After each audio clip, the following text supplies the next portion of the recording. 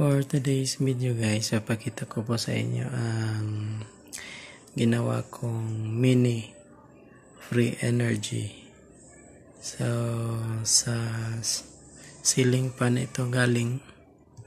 So dinikit ko lang. So yan. Tapos yung connection niya nakalagay dito, nakalinya dito sa outlet. So yan. Tapos yung motor nito 6 volts. So yan. Tapos may gear at saka may belt. So yan. Tapos may dalawang 3.7 na battery. So yan. So aandar itong motor na to sa pamamagitan ng dynamo na 6 volts. Pag umikot na ito guys, ito po ay nagpro-produce ng kuryente na 220. Output niya papunta dito sa saksakan. So mamaya ipapakita ko sa inyo ito. Tatry natin mamaya kung iilaw ba talaga ito. Ito po ay 9 watts. Ayan, 9 watts po yan. 220, 50 to 60 hertz po na bulb. LED din. So yan yung gagamitin natin mamaya. Tapos may flashlight tayo. Try natin mamaya kung makapag-charge ba talaga tayo nito guys. So antabay lang kayo guys.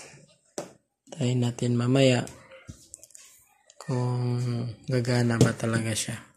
So may kuryente ba talaga na AC or alternating current na lalabas dito. So simulan natin guys na paandarin saglit lang muna guys.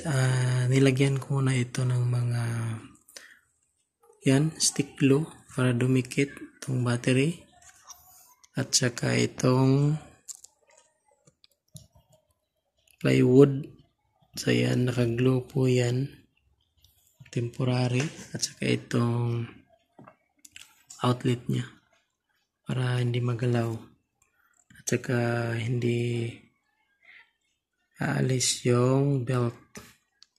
So naka-fixed po yan. So yan, try natin paandarin guys. So wala akong switch, so nalapat lang natin dito guys. Ayan, gumana na yung motor. So try natin itong ilaw kung gumagana ba talaga ito. Ayan guys, nakita niyo kung may ilaw siya. Tapos yung tunog nag-iba-iba pag may load na siya. So try natin ngayon yung charger. Tapos itong flashlight. May ilaw ba siya?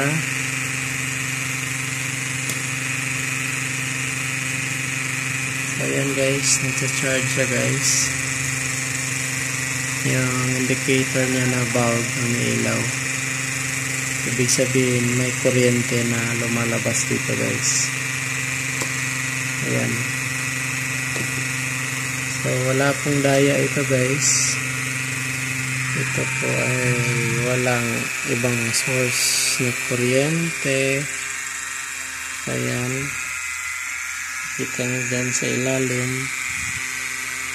Plain lang po yan.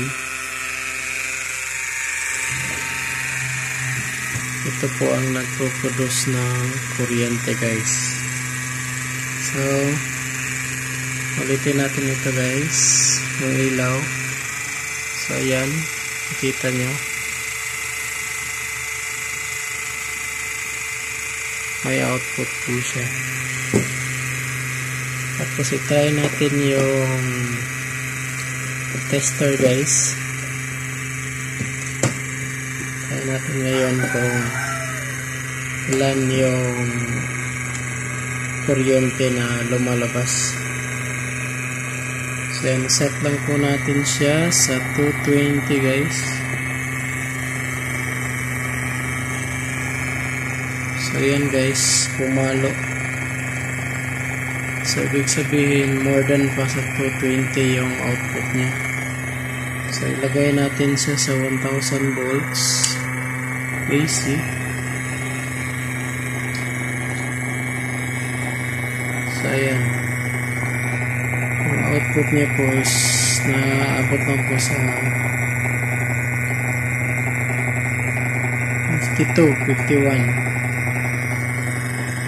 yan pong voltahe niya guys. So good na yan guys para makapag-charge ng mga flashlight or kaya cellphone guys. So mini lang po ito. So kung survival lang po, sagad na ito. So lalo na sa brownout na walang kuryente. So okay na to guys. So yun lang po guys. Sana may natutunan kayo sa ginawa kong video. Kung nagustuhan ninyo, please subscribe na po. At don't forget to like and share and click the notification bell para updated kayo sa ating mga bagong videos na i-upload. Maraming salamat.